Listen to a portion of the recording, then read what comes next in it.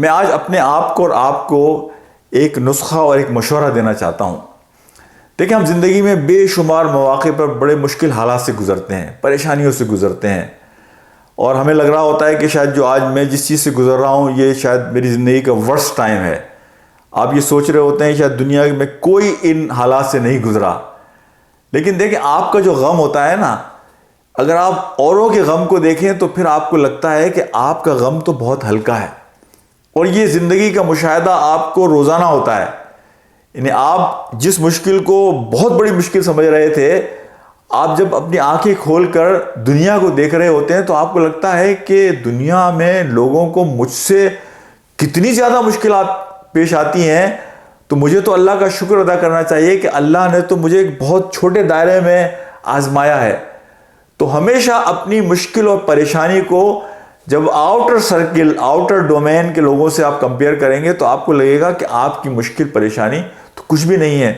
آپ اس بات پر پریشان ہیں کہ آپ کو نوکری نہیں ہے، لوگ اپنی جان سے جا رہے ہیں، لوگوں کے بچوں کو وہ بیماریاں ہیں کہ جو بیماریاں یعنی ایسی ہیں کہ جو موذی بیماریاں ہیں۔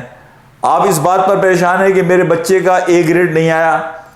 آپ ان بچوں کو دیکھیے کہ جو چل پھر نہیں سکتے، جو اپنے ماں باپ سے گفتگو تک نہیں کر سکتے، انہیں ذہنی اور جسمانی ایسی بیماریاں ہیں۔ آپ اس بات پر پریشان ہیں کہ میرا چھوٹا سا گھر ہے۔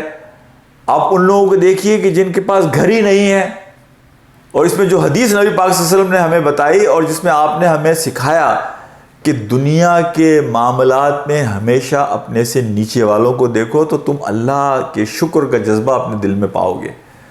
تو میں یہ بات کرتا ہوں کہ اپنے غم کو جب اوروں کے غم سے کمپیئر کریں گے تو آپ کو لگے گا کہ آپ کا غم تو کچھ بھی نہیں ہے۔ پچھلے دنوں کچھ لوگ مجھ سے مختلف باتیں کر رہے تھے تو میں ان سے کہا کہ آج دیکھیں غزہ میں کیا ہو رہا ہے، فلسطین میں کیا ہو رہا ہے۔